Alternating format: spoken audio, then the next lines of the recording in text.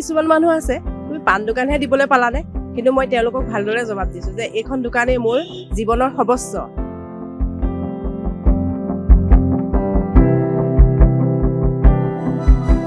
চকু চলচলীয়া হৈ পৰিছে কিয়?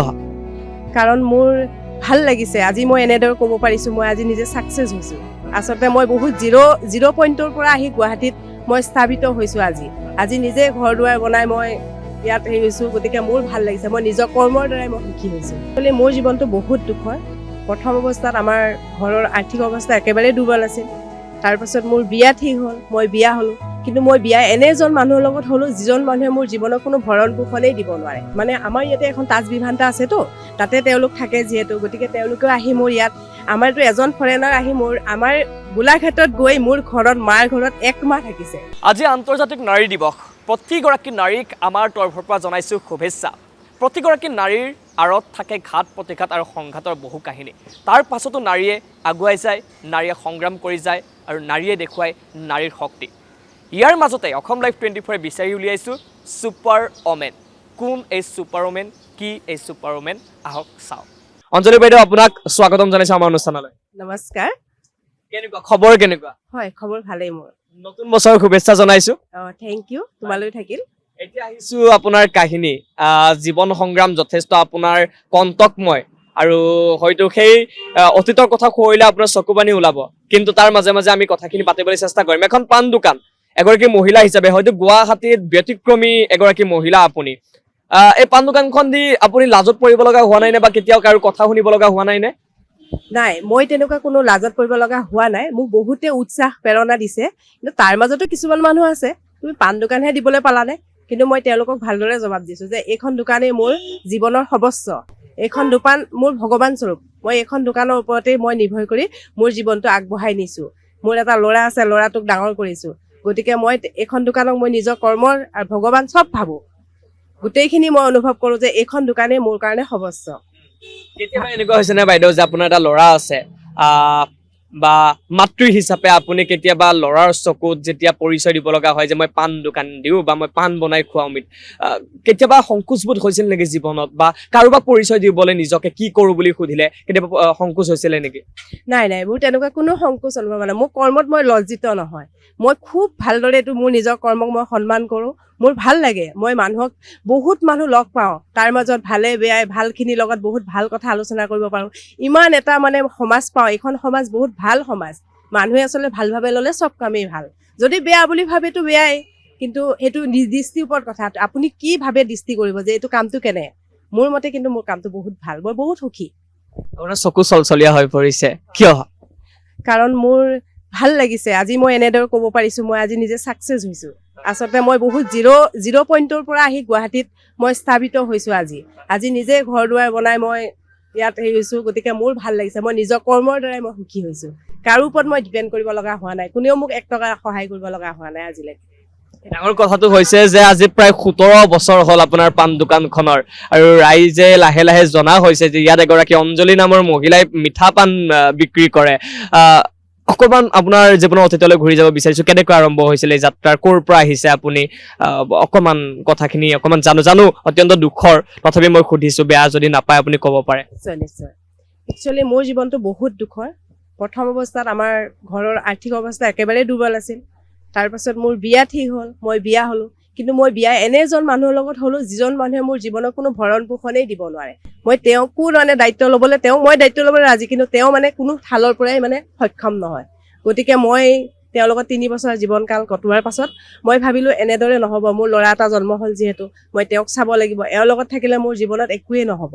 সেইকাৰণে মই নিজেই মানে তেওঁক এৰি গুচি আহি পাছত ভাবিলোঁ মইতো ইয়াত এতিয়া ল'ৰাটো ডাঙৰ কৰিব লাগিব, কি কৰিম। সেইটো কাৰণে মই ভাবিলোঁ মই গুৱাহাটীত যাওঁ, মই কিবা এটা কৰ্ম কৰিম। কাৰণ গাঁও আমাৰ গোলাঘাটত কোনো ধৰণৰ তেতিয়া কৰ্মসংস্থান নাছিলে। এতিয়া বহুত হৈছে, কিন্তু তেতিয়া নাছিলে সেই সময়ত। গতিকে মই গুৱাহাটীত আহিলোঁ। প্ৰথমে আহি মই এটা কোম্পানী, বৰাগাঁও এটা কোম্পানীত কাম আৰম্ভ কৰিলোঁ। বৰাগাঁও এটা প্লাষ্টিক কোম্পানীত সোমালোঁ। তাৰপাছত তেনেকৈ কোম্পানীত কৰি 2009 চনত মই এইখন দোকান পালোঁ। তাৰপাছত মই ক'ম, মোৰ এজন সম্পৰ্কীয় দাদা বহুত ভাল, মানে তেখেতে মোক এইখিনি হেল্প কৰিলে। একেবাৰে হেল্প নকৰাকৈ মইতো নোৱাৰোঁ, তেখেতে মোক এইখিনি দোকানখন ঘূৰি ধৰিলে। যিহেতু ঘূৰি ধৰি তেখেতে হেল্পৰ কাৰণে মই আজি ইমানখিনি হৈছোঁ।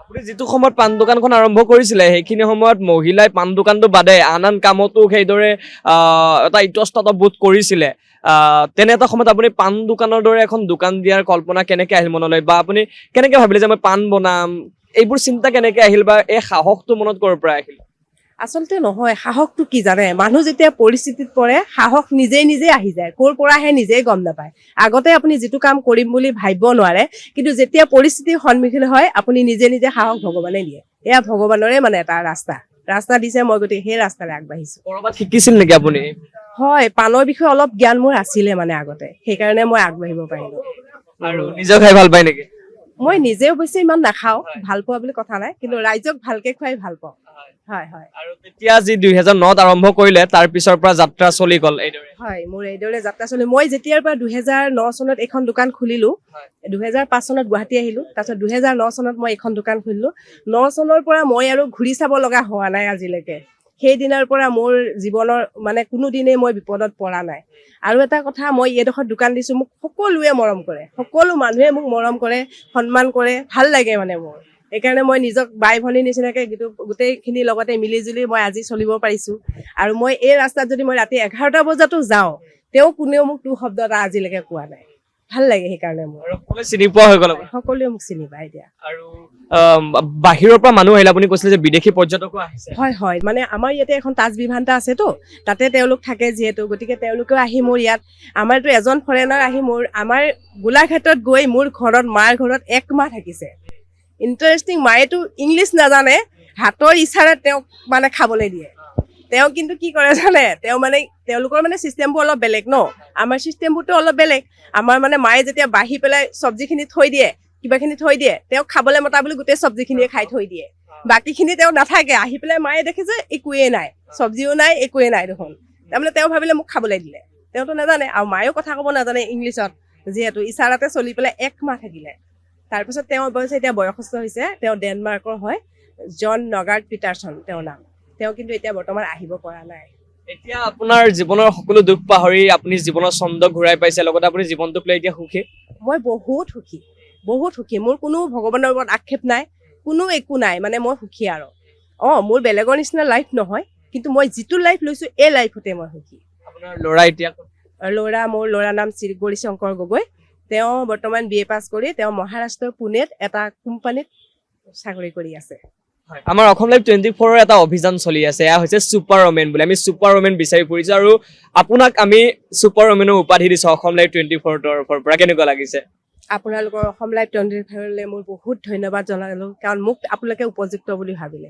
থেংক ইউ গতিকে এগৰাকী ছুপাৰ ওমেন হিচাপে আপোনালোকে সমগ্ৰ মহিলা যুৱতী সকলোলৈ কি আহ্বান থাকিব বিশেষকৈ কৰ্ম ক্ষেত্ৰলৈ আগবাঢ়ি যাবলৈ সাহসেৰে থমকি নৰবলৈ নিৰাশ নহবলৈ আজিৰ যুৱ প্ৰজন্মক কি আহ্বান জনাব বিচাৰিব মই আজিৰ যুৱ প্ৰজন্মক কওঁ বিশেষকৈ মহিলাসকলক কওঁ তেওঁলোকে বহুতো বিপদৰ সন্মুখীন হ'ব পাৰে কিন্তু তেওঁলোকে তাতে হতাশগ্ৰস্ত নহয় বেলেগ পন্থা নলয় খুব সাহসেৰে যদি তেওঁলোকে নিজৰ এটা কৰ্ম বাছি লৈ আগবাঢ়িব চেষ্টা কৰে তেওঁলোক সফল হ'বই মই মতে কৰোঁ যিটো বস্তু মানে মানুহে ভাবে যে হ'বই মই কৰিমেই সেইটো এদিন নহয় এদিন ছাকচেছ হ'বই মোৰ ফালৰ পৰা এইটো বাৰ্তা মই তেওঁলোকক জনাইছো কাৰণ মোৰ লাইফত এইটো এটা মোৰ সম্পূৰ্ণ উজ্জ্বল নিদৰ্শন আপুনি কথাবোৰ খুব ধুনীয়াকে কয় কেনেকে ইমান ধুনীয়াকে কেনেকে কয় মানে আচলতে মইতো দোকানী মানুহ ন আৰু বহুত মানুহৰ লগত কথা পাতি মোৰ এটা চাগে আদতেই হৈ গৈছে এইটো হয় আৰু কেইটা বজাৰ পৰা কেইটা বজালৈ খোলে মই ৰাতিপুৱা 8টাৰ পৰা ৰাতি 8টালৈকে